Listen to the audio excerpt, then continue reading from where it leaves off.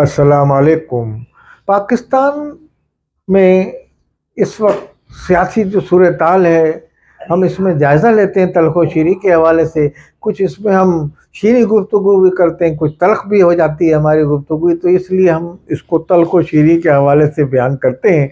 तो अब पाकिस्तान में शहबाज शरीफ की हुकूमत कायम हो गई है या कर दी गई है। तो इस तरीके से शहबाज शरीफ के भाई ने हुकूमत ली नहीं, नवाज शरीफ ने। उन्होंने कहा जनाब मैं तो वही हुकूमत लूँगा जिसमें फुल मैंडेट मिलेगा।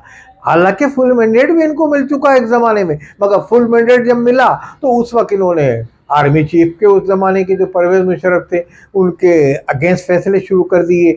कारगिल का वाक़या हो गया, कारगिल में उन्होंने क्या किया, इन्होंने क्या किया, वो भी तारीख का हिस्सा बन गया। उस पर हम ज़्यादा तफसील में नहीं जाएंगे। तो उसमें फिर इनको इस हद तक इन्होंने ताल्लुकात बिगाड़ लिए थे वज़ीर आज़म नवाज शरीफ ने कि आर्मी चीफ से, कि आर्मी चीफ का जो जहाज़ था खला में रह गया। और वो जब जहाज़ से उन्होंने अपने ज़राए से अपने जो आर्मियों के ऑफिसरान थे उनकी मदद से जहाज़ पाकिस्तान में उतारा, जबकि वज़ीर आज़म का आर्डर था कि पाकिस्तान के सफ़ेदार का जहाज़ ना उतारो, तो ये भी तारीख का हिस्सा बन गया ये चीज़ें भी।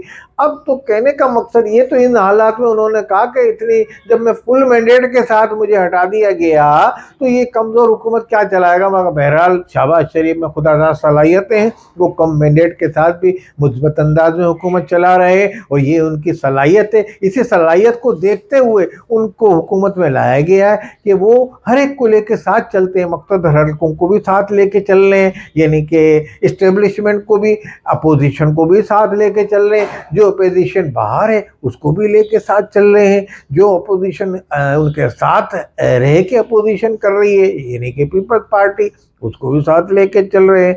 तो ये सब चीज़ें वो वही कर सकते हैं जिनका नाम शहबाज शरीफ है। तो मैं ये इस तरीके कहता हूँ, ये शहबाज शरीफ एक रात दिन सुबह 8 बजे कहेंगे तो 7:30 बजे उस जगह पे मौजूद होते हैं। ये वो वज़ीर आज़म है। काम के हवाले से उनके जो लोग बताते हैं, इस वक्त लाहौर में उनकी भतीजी काम कर रही है, भतीजी ने भी कुछ इनकलाबी काम शुरू किए हैं और बड़े बड़े काम कर रही है। पुलिस वालों को सलामी लेने वो सुबह ही सुबह पहुँच गई, तो ये पुलिस की ड्रेस पहन के वो काम कर रही हैं पुलिस वालों के साथ। तो ये हवाले से ये काम करेंगे तो अवाम में मकबूल होंगे। जो भाई इस वक्त ये है कि जो पाकिस्तान में काम करेगा वो अवाम में मकबूल होगा।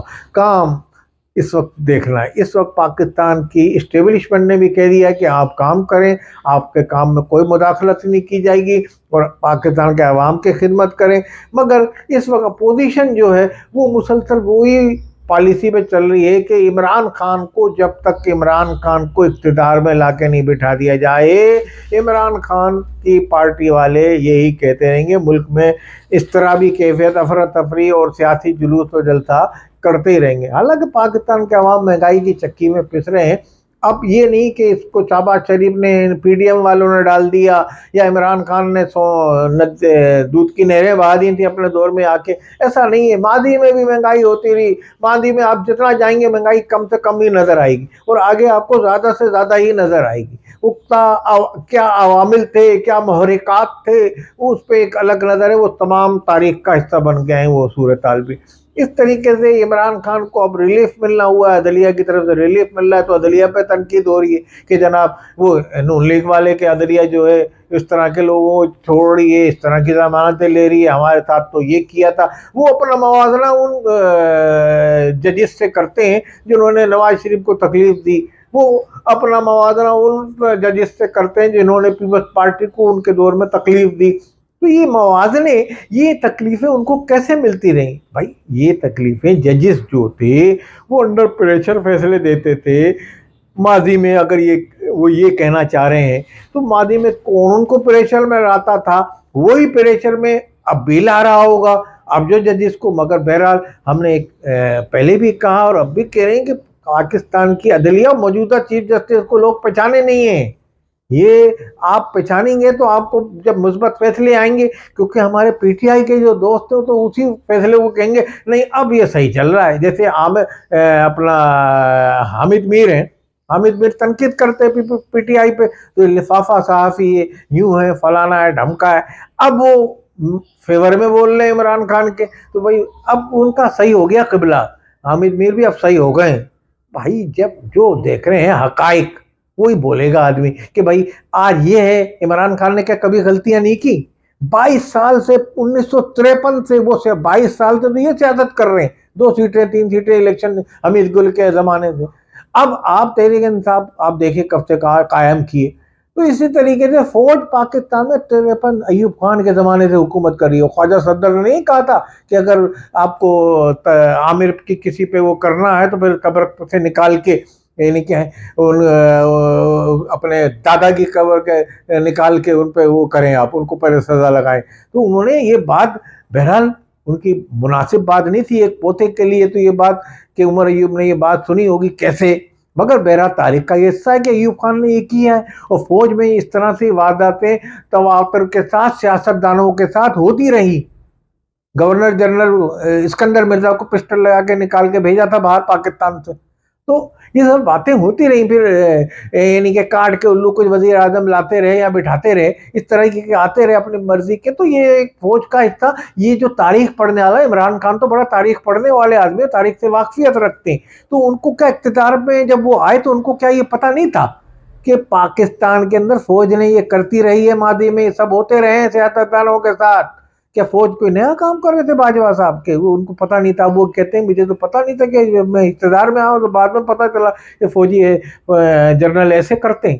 بھائی یہ تو پاکستان میں سیاستدان فوج کو استعمال کرتے، فوج خود نہیں کرتی تھی استعمال، کہیں انہوں نے خود کیا، کہیں فوج کو سیاستدانوں نے بھی استعمال کیا۔ سردار شوکت یار لیفٹ پارٹی تھی، مسلم لیگ نون کے منورفین مشتمل کنونشن لیگ بنی تھی۔ میں تو تاریخ کو آپ کو بتاؤں گا، جنہوں نے یہ نام بھی نہیں سنوں گے میں آپ کو وہ بتا رہا ہوں، میں تو پوری اس پہ ایک تاریخ بتا سکتا ہوں آپ کو، کون کون سی سیاسی پارٹیاں بنی، کس کس کے خانوادے کے بڑے جو تھے کس کس پارٹیوں میں تھے، کون کون پاکستان کے مخالفین تھے، کون پاکستان کے کٹر مخالفین، قائد اعظم کے مخالفین محترمہ فاطمہ جناح سے مل گئے تھے۔ تو یہ بھی تاریخ کا حصہ۔